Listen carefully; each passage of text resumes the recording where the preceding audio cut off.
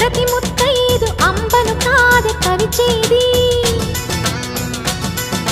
తన మదిలోని కలకలనన్ని అమ్మలకేగ తెలిపేది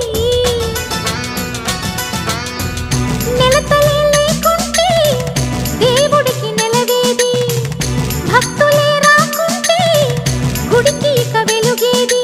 దయతోటి కుంకుమ పూలు అక్షింతలు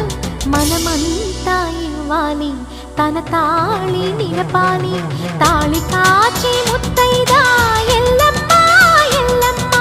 పోదామా ఎల్లమ్మ ఉసురు కాచి